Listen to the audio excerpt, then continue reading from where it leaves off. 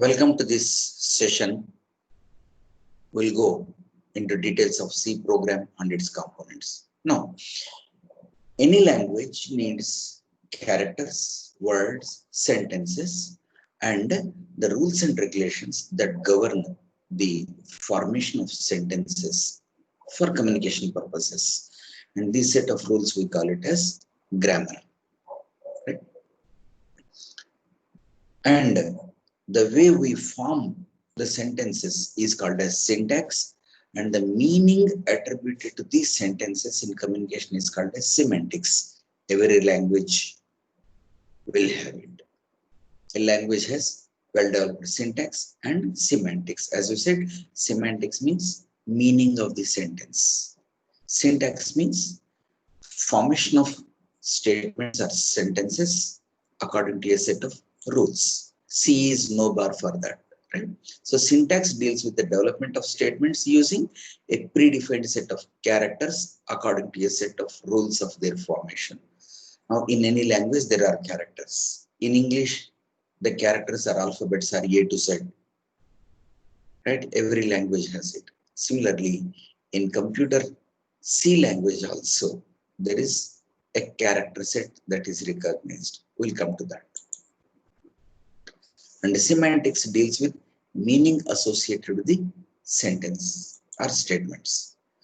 The constituent components of C programming languages are tokens. Whatever we give input to C compiler is called as a token, right?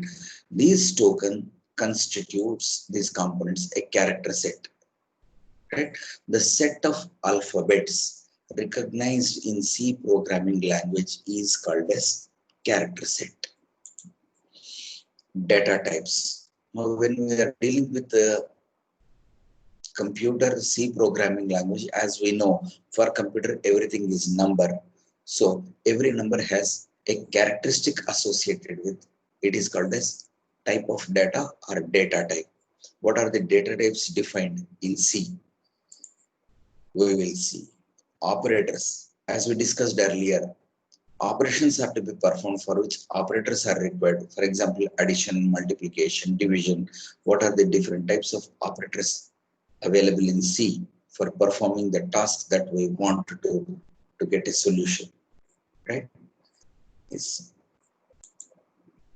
constructs. That means how to develop or how to construct these statements is one aspect. And how data is input to the compiler, how data is taken from the compiler once the data is processed, output is taken. So input-output mechanism.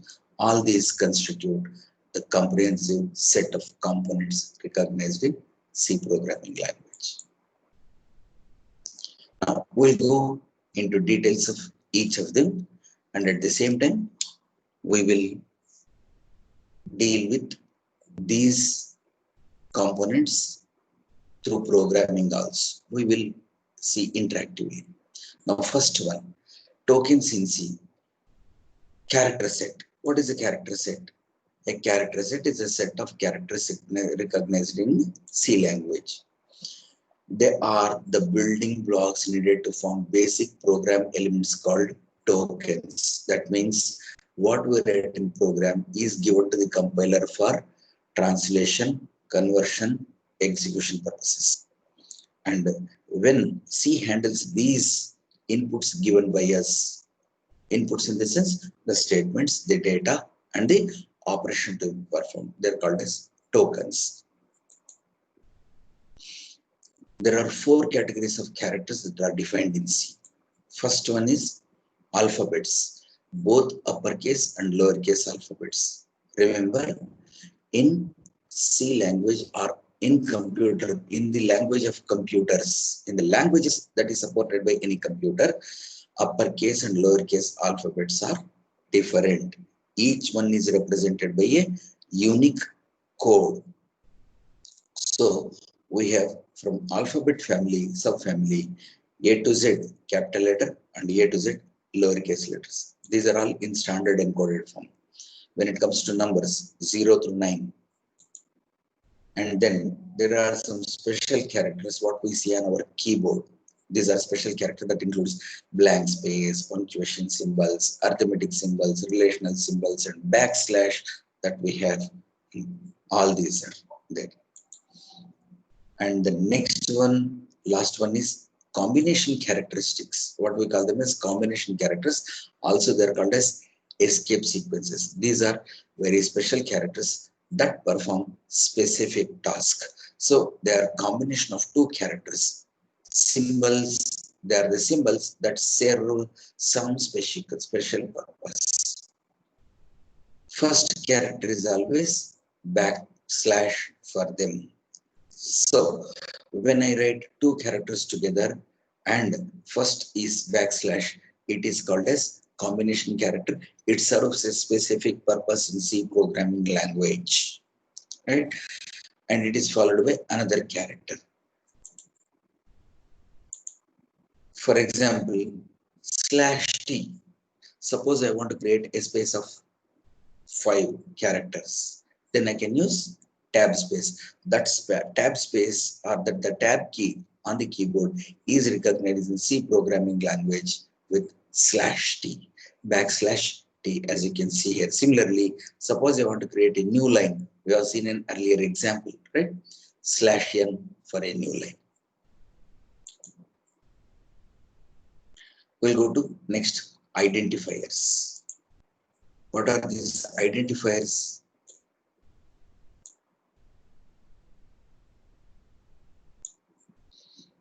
They are names given to user-defined data like variables, constants, functions, etc. In the earlier example in the program we saw, we have given variable names A, B, C, like that, or ratio, any variable name that we want to create, we can create. And these are called as identifiers. What type of identifiers are there? There are variables, there are constants whose value do not change. We want them to be permanent in the program. And user-defined functions. All these are names that are given. So there are certain rules for forming this identifier.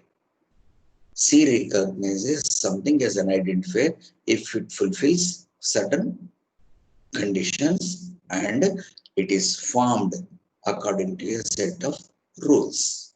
We'll see.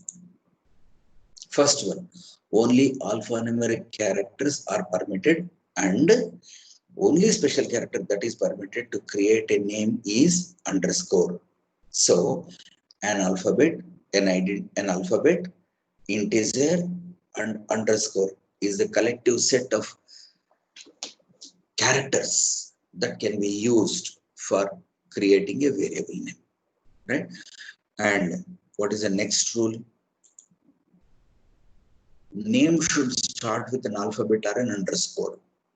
So the condition is that if I want to create a variable, if I want to declare an identifier in a programming language, in C programming language, I will have to start it with an alphabet.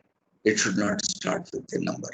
The first character has to be either alphabet or an underscore. Only these two are permitted. Otherwise, it is not recognized. No other special character is permitted except underscore. Next, identifier can be up to 63 characters long. Now, in the bracket, there is 31. It means that the number of characters, significant characters identified for a variable or for an identifier is dependent on the computer, dependent on the C, dependent on the programming language, operating system, right? If you see 63, what does it mean? 64 minus 1, that is 2 power 6 minus 1. So the identifier can be as long as 63 characters. On some machines, it can be up to 31 characters, 2 power 5 minus 1. But the condition is, first condition is, it has to be alphabet or underscore. Suppose I give a variable name or identifier name 65 characters on a machine which recognizes 63. What happens? First 63 will be recognized and remaining will be discarded. So in naming variables, we should take extreme care that the first 63 characters or 31 characters are unique enough. There is no overlap. Right? We'll see an example how it can cause confusion to the compiler or program may not run because there are two identical variables declared by violating this rule. Right? Remember, when I declare a variable, what is the significant number of alphabet recognized? To that extent, they have to be unique. Otherwise, they will be regarded as identical, or they will be interpreted by C as same variables. That means two variables with the same name. That should be avoided. Next, identifiers are case sensitive, which means that lowercase a is different from uppercase a. Suppose I declare area with a small a, then it is different from area with capital letter. With the four alphabets, uppercase, lowercase possible, there are 16 possibilities. Right? So case sensitivity is to be kept in mind while declaring the variables. Next, no space is allowed between identifiers. As we said, the only special character permitted is underscore. Now we'll take a couple of examples. Here you can see student name. It starts with alphabet and it is going up to 1, 2, 3, 4, 5, 6, 7, 8, 9, 10, 11 characters. It is permitted. Now we said first character has to be alphabet only or underscore. How about remaining? They can be either alphabet or numeral or underscore or any combination of this up to the maximum length. That's why you see second example here, student underscore name. This is correct and allowed. We'll see the contra examples. For example, student name is not allowed. What is the difference you see here? In the first one, there is all alphabets recognized. In the second one, two sets of alphabets separated by underscore, valid. Here, what is separating student and name? White space. So space is not permitted. This is not allowed. So I should not declare a variable name or an identifier with a space in between, whether it is function, whether it is variable, or whether it is constant. Space is not permitted. And there are certain keywords, we'll come to this point next. There are certain keywords in programming language. That means the set of words that the language itself uses for its functionality purposes. We should not create confusion by declaring our identifiers with those names. For example, we saw in earlier algorithm if or int. These are called as keywords. We should not declare any variable with those names, right? What are the conventions recommended for creating the variables? Give a name that communicate the purpose and purpose of the variable in the program. We saw earlier mulc, mulp, divisor.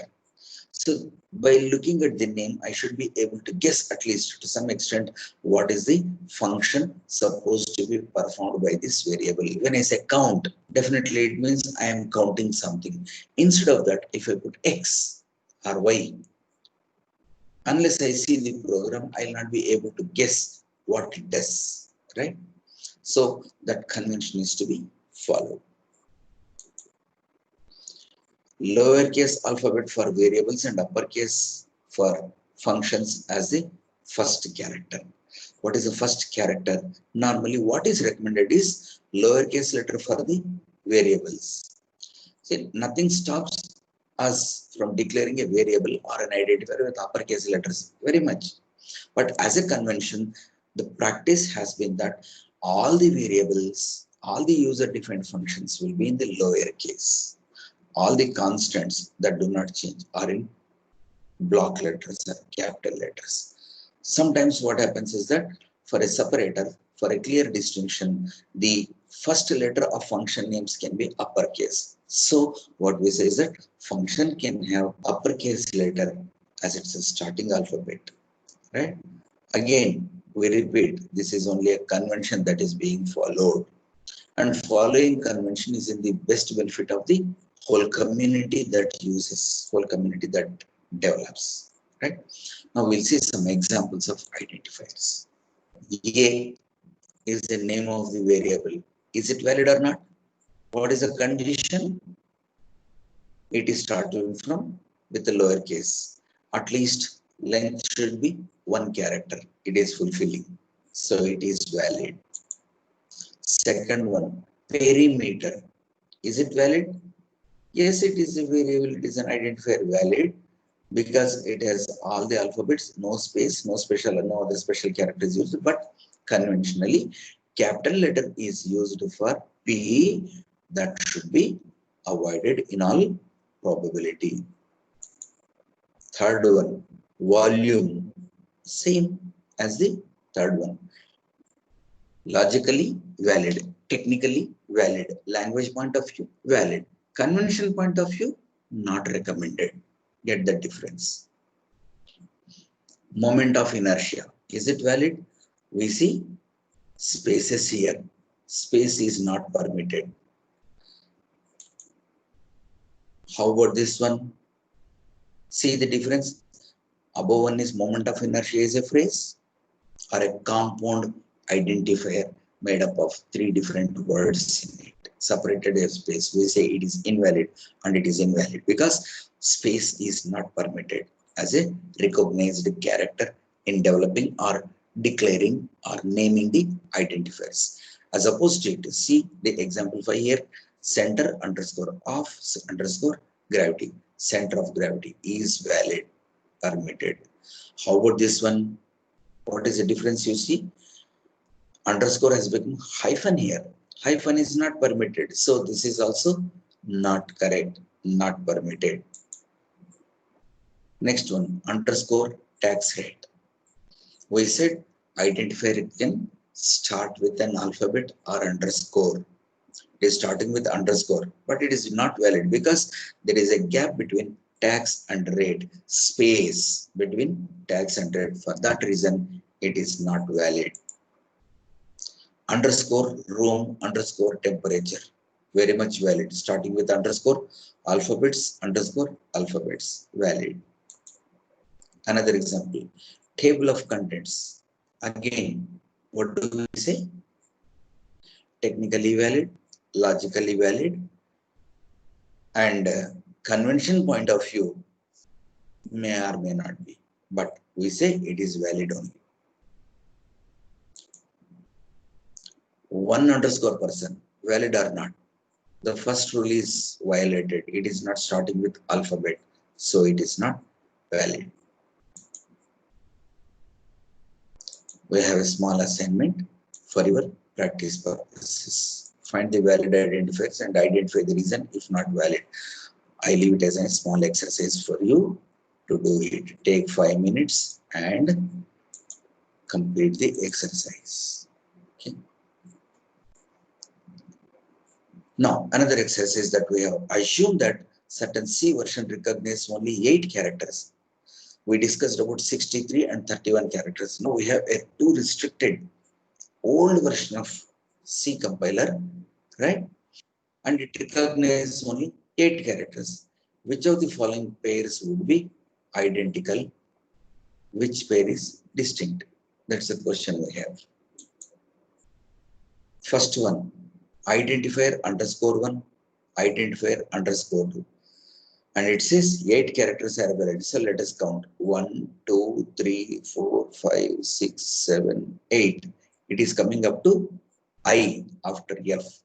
Now see here I, D, E, N 1, 2, 3, 4, 5, 6, 7, 8. So though we have written it has 8 plus 3, 11 plus 2, 13 characters, of which first 8 are recognized. Now from that point of view, these two are identical and only one of them is valid. Normally, compilers do not compile if we create such confusion to the compiler. So it should be avoided. They will be treated as identical pairs. We'll see another one.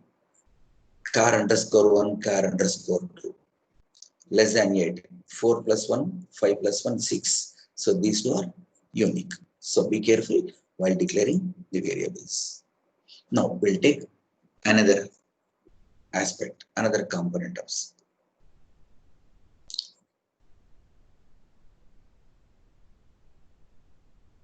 Keywords. These are the words that are meant for use by the compiler and we are not supposed to use them. We should not declare identifiers that we use in our program with these names: auto, break, case, char, const, continue, default, do, double, else, enum, extern, float, for. All these. How many are there?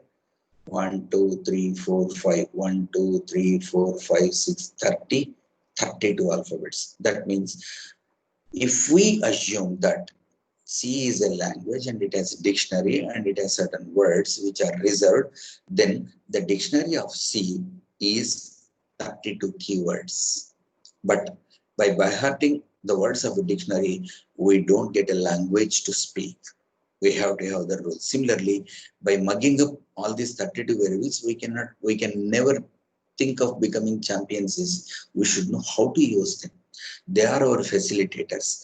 With the help of these, we use other functions on other variables that we declare.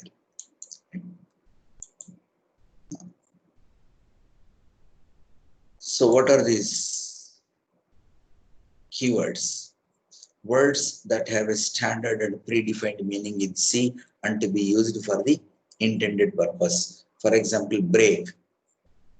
It is a standard and predefined. Its purpose is to break the continuation of a part which we don't want to continue.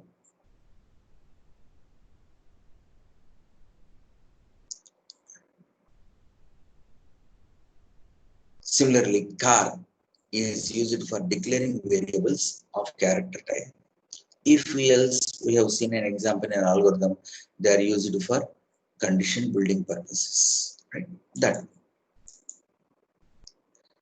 cannot be used for defining identifiers variables.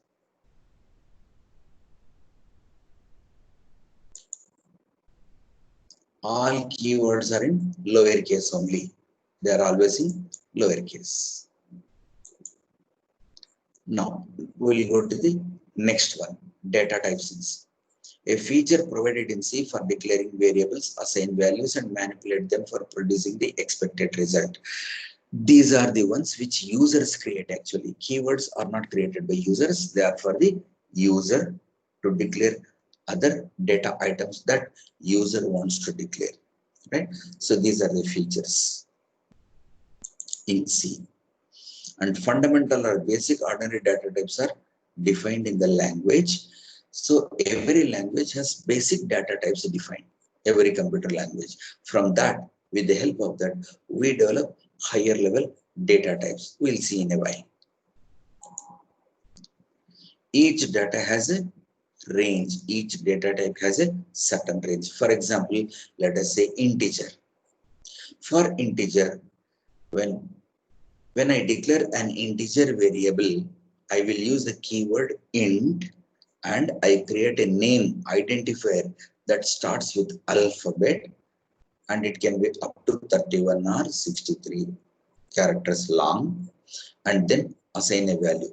Now when we say data type followed by variable name or identifier name and then certain value, the assigning is done to the variable of the data type integer, which means that it stores only integer data. I cannot store real number in that.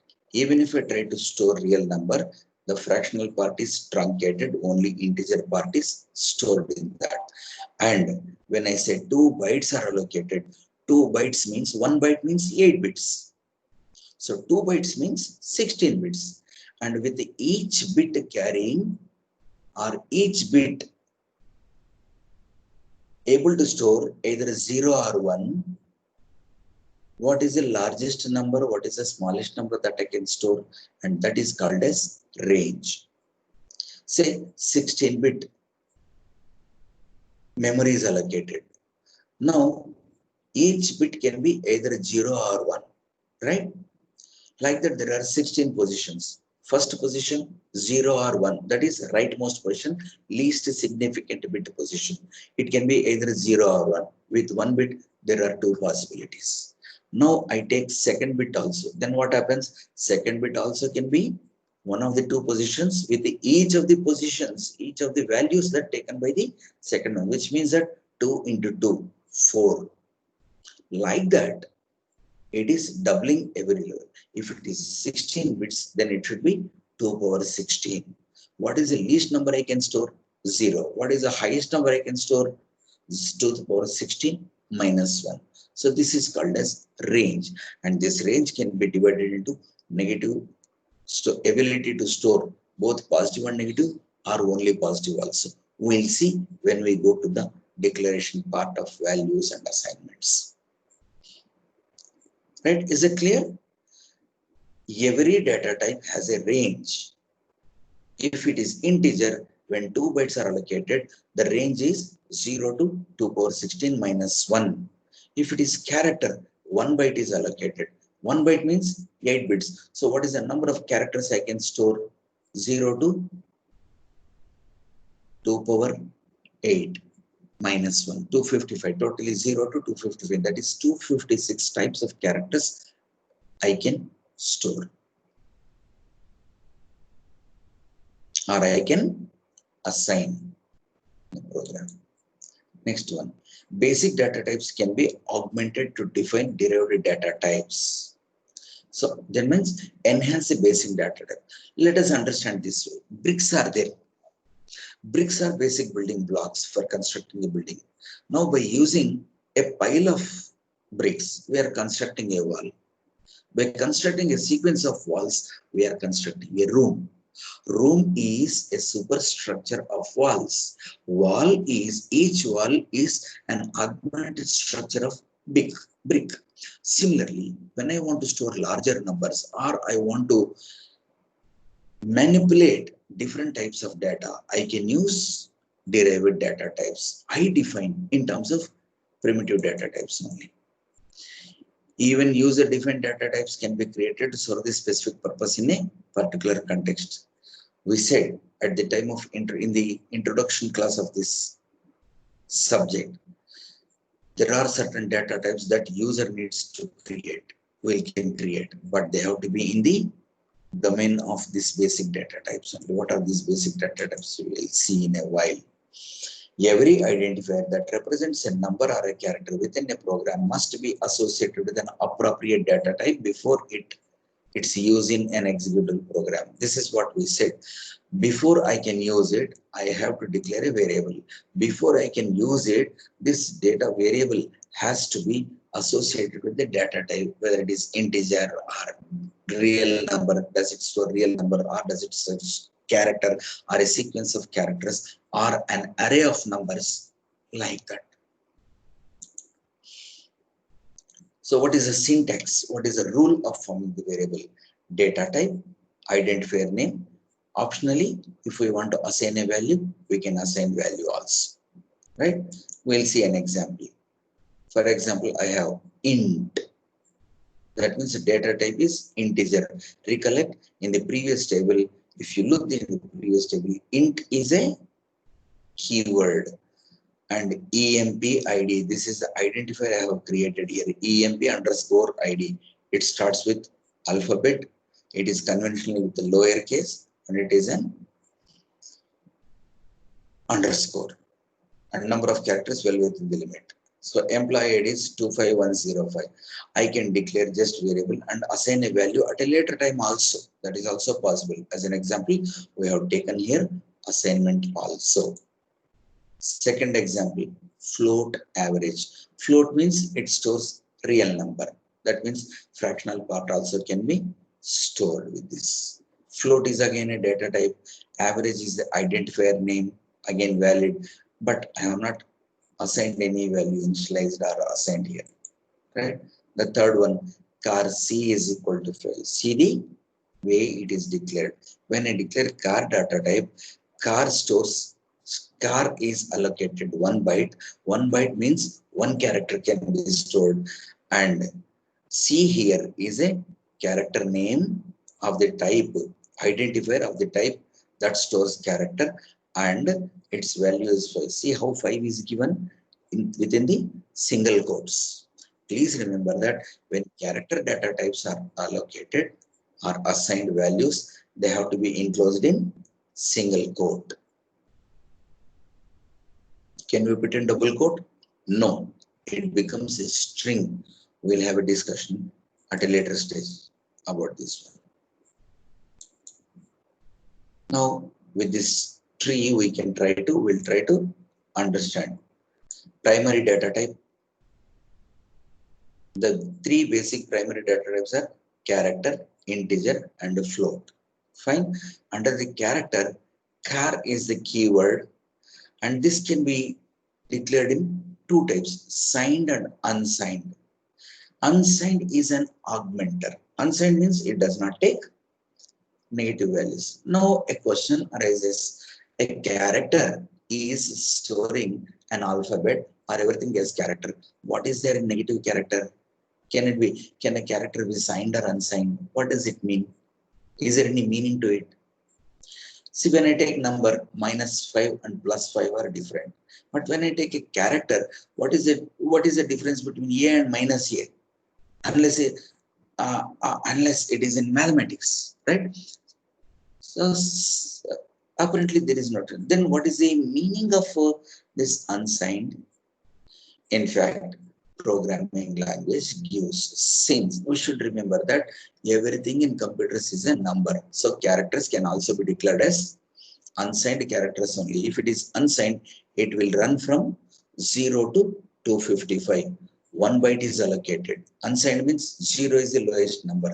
2 power 8 minus 1 is 255. Now when it comes to signed, what happens is that first bit is left for sign, that is most significant bit, that is bit number position. If we number the bits 0 1 2 3 4 5 6 7, eighth bit which has a power 7 associated with it will be used for sign bit. It can store only 0 or 1. 0 means positive, 1 means negative. Now how many bits are left out? 1 byte, 1 of 8 bits. First bit is left out for sign, and remaining 7 bits give me a range of 2 power 7, 128. But I can store up to 2 power 7 minus 1, that is 128 minus 1. That is largest positive integer I can store is 127, and the smallest negative integer I can store is -128. So the range becomes -128 to +127. We'll come to this point again in the next slide. I repeat this part. 8 bits is 1 byte. For character, 1 byte is allocated. Now we say that char can be signed or unsigned. Let us leave aside what is the meaning of unsigned character for a moment. We'll come to that point. Right? When it is signed, first bit, the most significant bit is reserved for sign. 0 positive, 1 means negative. Remaining 7 bits can give me a range of 2 power 7 minus 1 highest, 127. In the negative side, it is -128. So I can store any character between -128 to +127. Now, what is the meaning of this? What is -a, as I said? If I store -127, it will point to A only once again. It's only program flexibility given. That means all the printable characters that we have written will be protected again, even if we give as unsigned only, right? So unsigned means 0, starts from 0, so it has to be double, 256. Right? Next, under integer category, again there are two types, signed and unsigned. For integer, 2 bytes are allocated, which means that it is 2 bytes. With negative and positive, 1 bit reserved for sign. What is that we get is most significant bit, that is 16th position, right? Starting from 0 to 2 power 15 position. 16th bit is for sign purposes 0 or 1. Left out is 15. Now when we take plus here, then 2 power 15 minus 1 is 32,767. When we take negative here, 32,768 is the range. Now when it comes to unsigned, it will be for integer purposes, it will be 2 power 7, 128. Why this 128? Why 127 in positive side, why 128 in negative side? In computer, all the codes, all the encoded alphabets are kept or stored in what is called as 2's complement form. 2's complement form. Now, what is this 2's complement form? A number can be represented as a true form when we write 1, 2, 3, 4, like that. We can write in 9's complement. I'm talking of decimal number. 9's complement means every digit is subtracted from 9 and it is taken for operational purposes. Only negative numbers have complement. Similarly, in computer also, binary true representation is there. 1's complement and 2's complement are there. In 1's complement, minus 0 and plus 0 come. Whereas in 2's complement, only 1 0 will be there. 0 is what? There is no meaning for minus 0. So to overcome that problem, 1's complement is not used in computer, 2's complement is, right? So that gives me one extra space for a 0 that is used for minus 128, right? So signed integer, it can be integer, shortened, and long. Now short, long are called as augmenters. And short, long are called as augmenters. They enhance the value of the data type, right? Short means memory allocated changes, but it will not be less than 2 bytes in any case. For example, if a compiler is capable of allocating 4 bytes for integer, like in Unix operating system, 4 bytes, then short will have 2 bytes. But if integer itself is 2 bytes, short will also be 2 bytes only. It will not be. Please keep this in mind. Short is minimum 2 bytes and half of the size of the integer. If the size of the integer designed in the compiler itself is 2 bytes, then short will also have 2 bytes only. It will not be one. Long will have double the capacity of the byte memory allocation allocated for integer.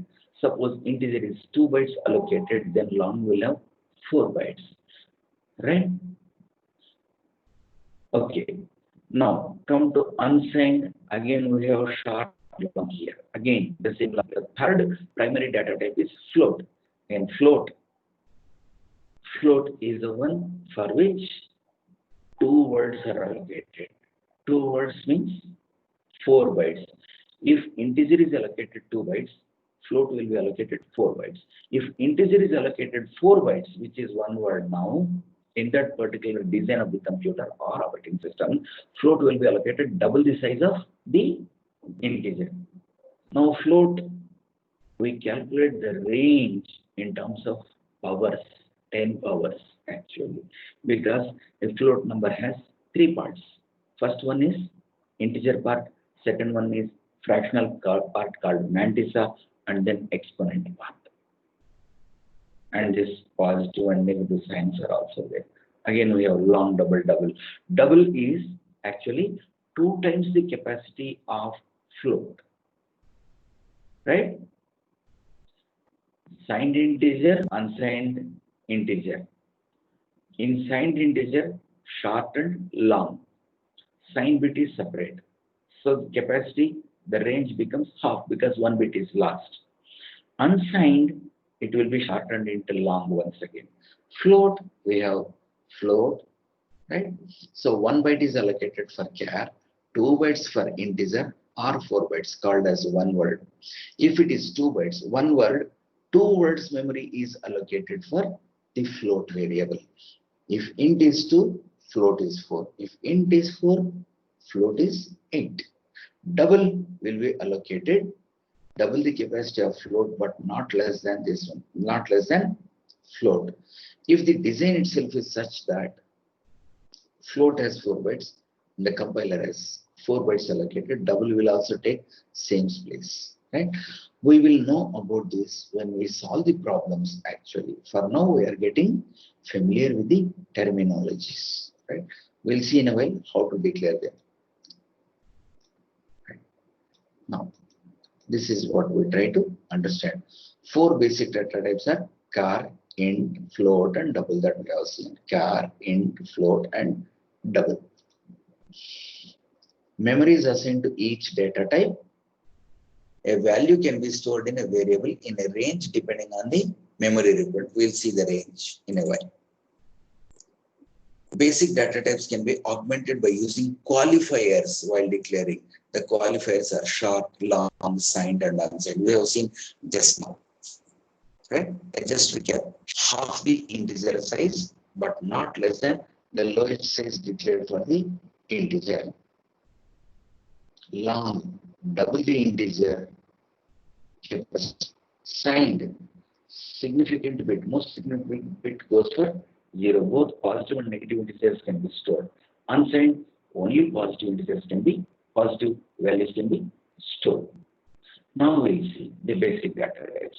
A quick glance through this. Char storage size is 1 byte allocated minus 122 to 127. But when I put unsigned char, it becomes 0 to 255. Int. In some computers it is 2 bytes, in some computers it is 4 bytes, in some compilers it depends on the version, it depends on the hardware, it depends on the operating system. So minus 32,767 to 32,768.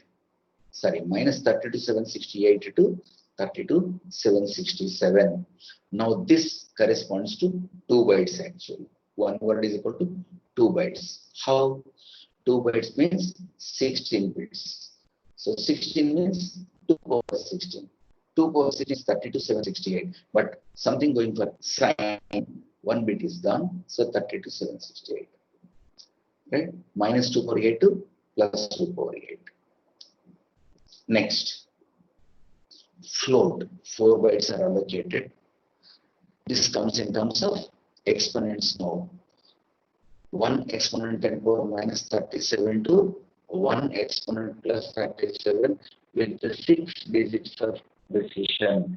Float numbers are 6 digits precision. Suppose I write 0.5. It will be shown by the computer as 0.5000006. That is precision.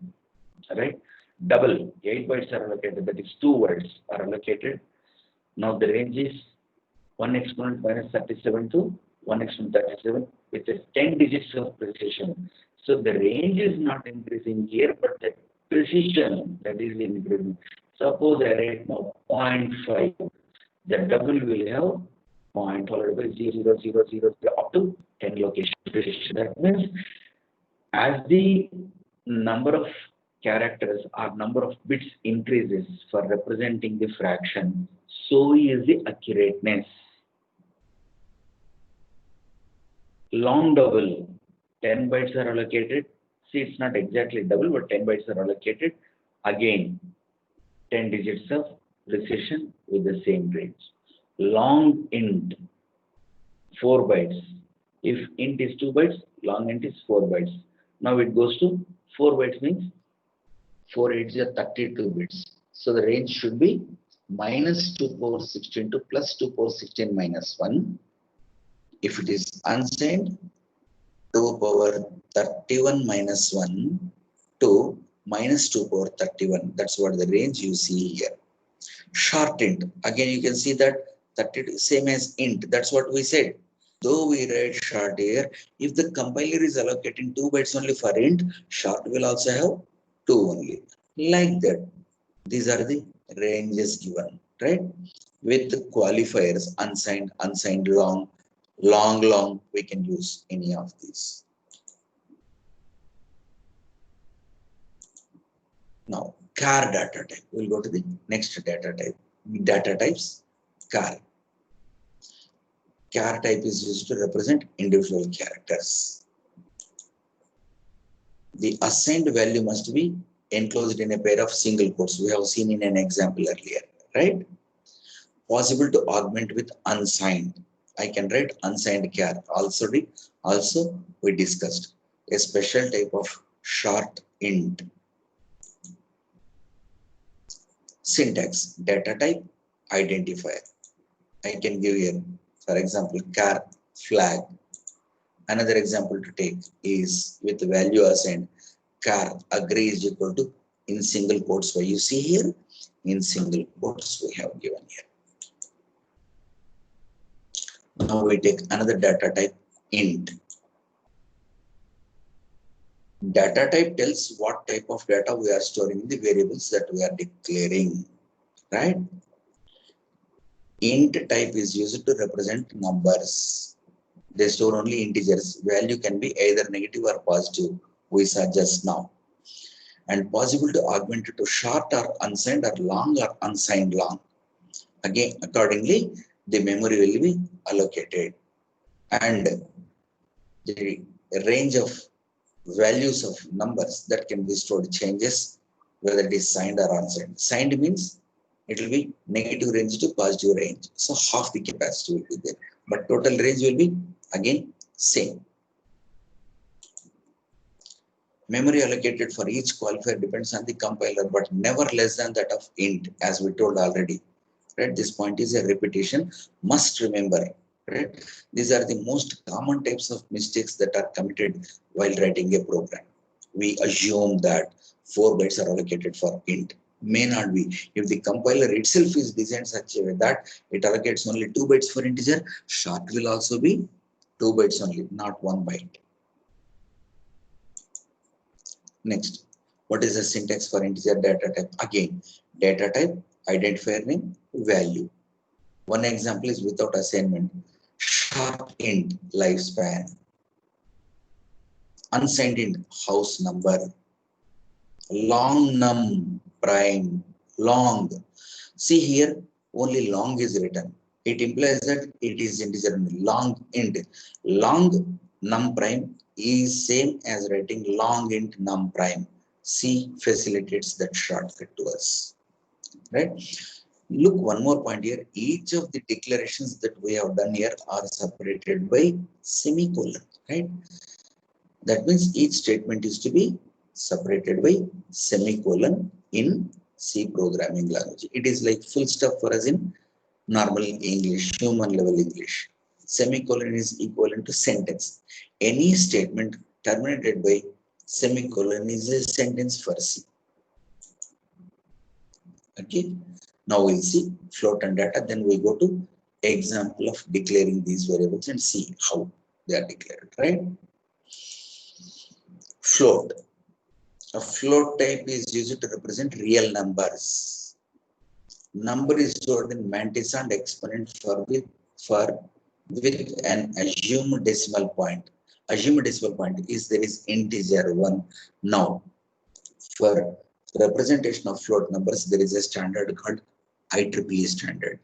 IEEE standard says that there is 1 followed by an assumed decimal point, binary point, and then the fractional part of it followed by exponent part, right? We'll discuss about this in the next session. Floating point representation, IEEE format in the next session.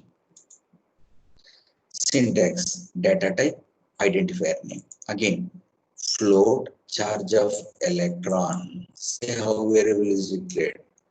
For double now, double is the memory of a float allocated for double valued identifiers. Example, double Avogadro number. Right? This is how we use it. Now we will go to example by writing some example programs, small simple programs in our C compiler. Okay.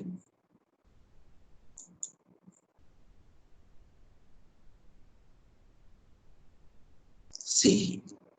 Fine. I'll remove all this, or I'll go with another new program. Okay. New program. empty file. I will create it. New window is created for me, right? In this new window, we are going to write small C program only to declare. We are not taking output. We are showing only how they will be declared. As usual, first line is documentation line, right? Demonstration of declaration of variables.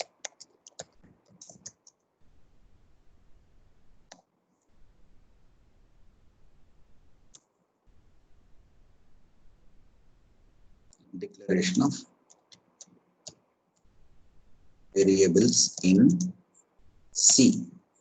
And I have to terminate. I should not leave it open. It has to be terminated by appropriate symmetrical comment lines. Fine. Then what should I do? Macros and all this we are bypassing. First we'll use only including libraries. Hash include stdio.h. Normally beginner programmers, when they are asked to write the program, the first line they write is that only. Then stop there. So that should not be the case. A flowchart gives us roadmap to writing programs. So before jumping to writing the program, we should have flowchart, right? When we solve the problems, we'll do with flowcharts only. We'll keep flowchart aside and then develop the program. Fine. So this is preprocessor macro, including library for me. Again, I can say library file. This recognizes several data types. In stdio.h, recognition, what is the meaning of int, what is the meaning of float, float. We said semantics associated with the words. Those semantics are clearly defined in this file. That's why we use it. Then I go with main. After main, begin. See, the beauty of this compiler is that when I press open brace, it is also giving closing bracket to me. So it is letting me commit lesser number of mistakes. I need not break my head for remembering how many curly braces opened, how many not opened. So this is the block. Start is always within. It is something like buy one, get one free, right? So I'll create a space here. So what I write is car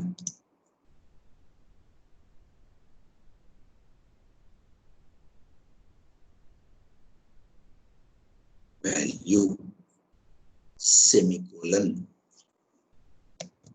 int number semicolon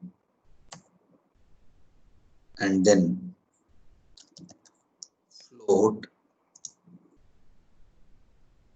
average. I can declare double also. Double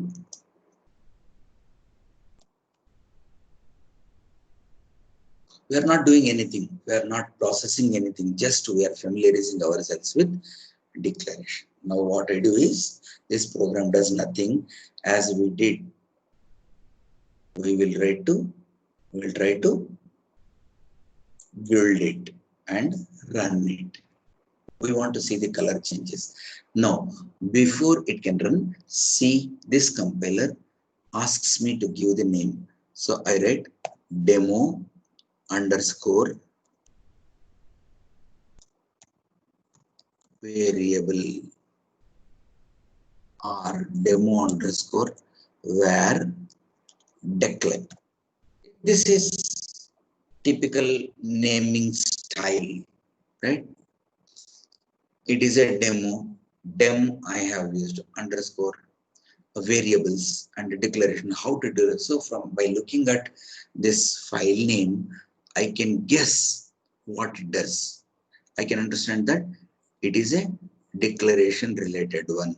It is variables declaration one and it is demo one. And do not forget to give .c as the extension. By default, these compilers take CPP. CPP means C++. This is for C only. So I have saved it. Now I will see here. I have given for compiling, right? It is compiling, trying to compile now. You can see, okay? Now you see the color has changed. Car, end, their color is different from the variables I have given, semicolon, right? So we have done nothing. It is giving output, but we have done nothing here, right? No operation done. It is only familiarization, right? So this is how we declare variables, right? Now, what I do is I will make small modification to it. Int value is equal to I give a. Is that correct? No, the rule for assigning values is it should be put in single quotes. Since I have written a first, right? The other way of doing it is when I put single quote, automatically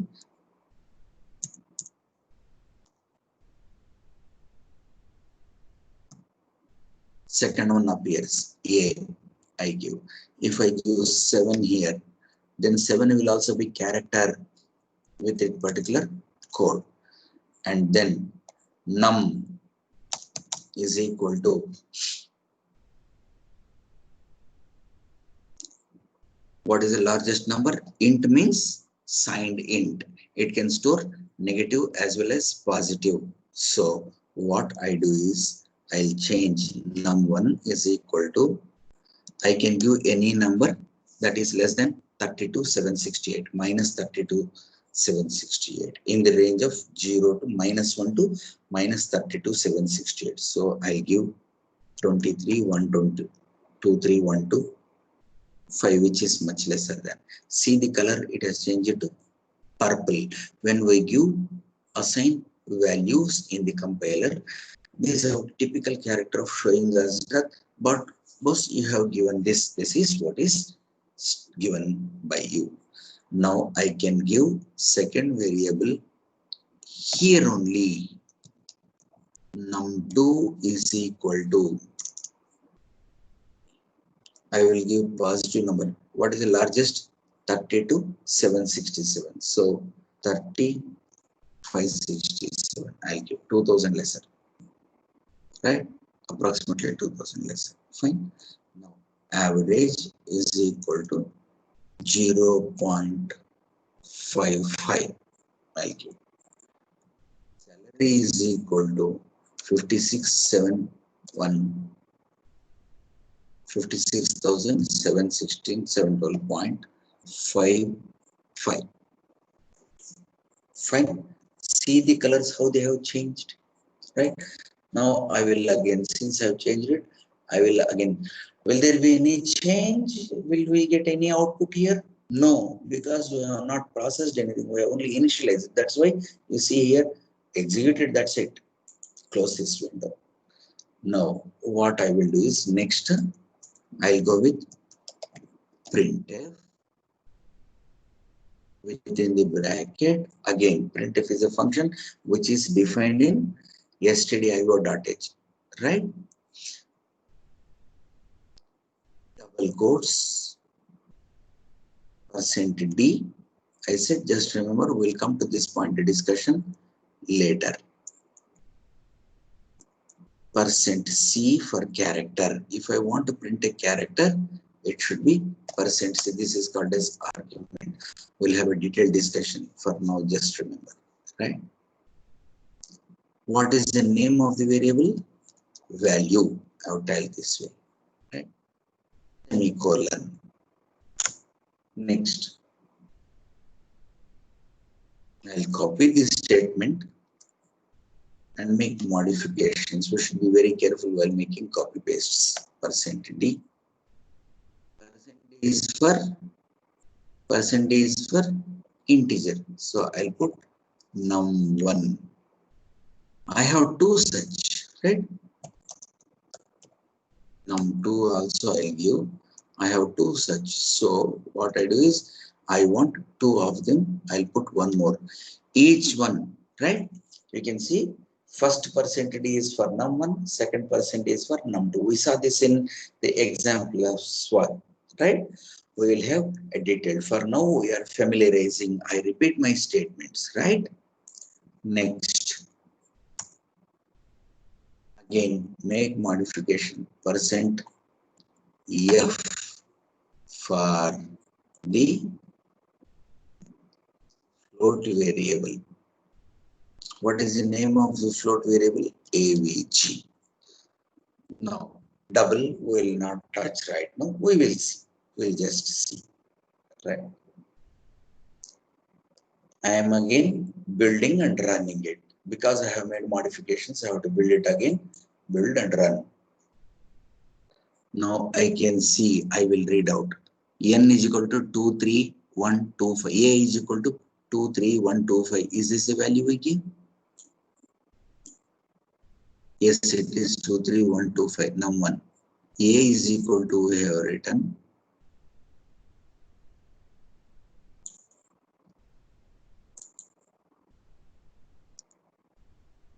And the value of float is 305670.5540. So we said precision is up to 6 digits. 55 followed by 4 zeros. It is given that way. It has given two printouts to me.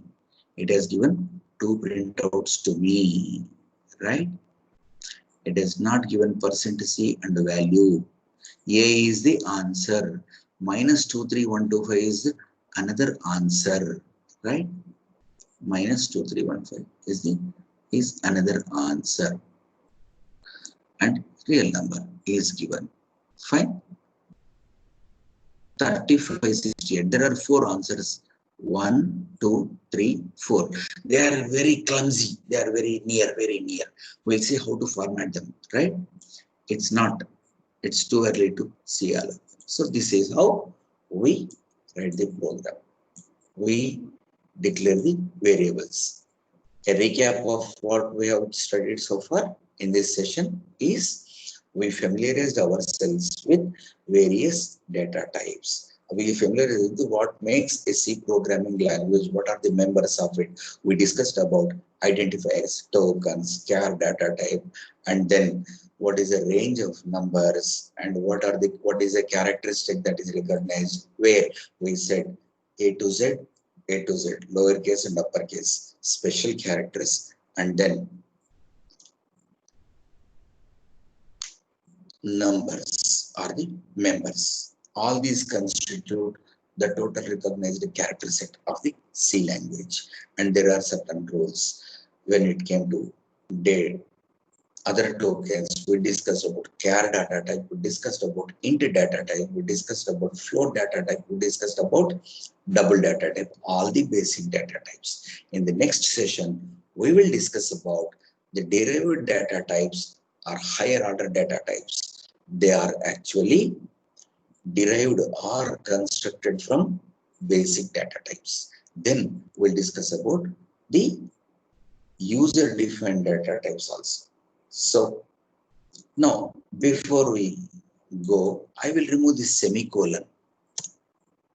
I will remove this semicolon and try to compile it. What happens? This is the most, again you see here, there is a red line here. At the bottom you see this red line, line number 10, error expected, semicolon before printf. Where is the printf? Here is the printf. That means though error is here, it is showing on the next line. Printf is here. So what is expected is semicolon.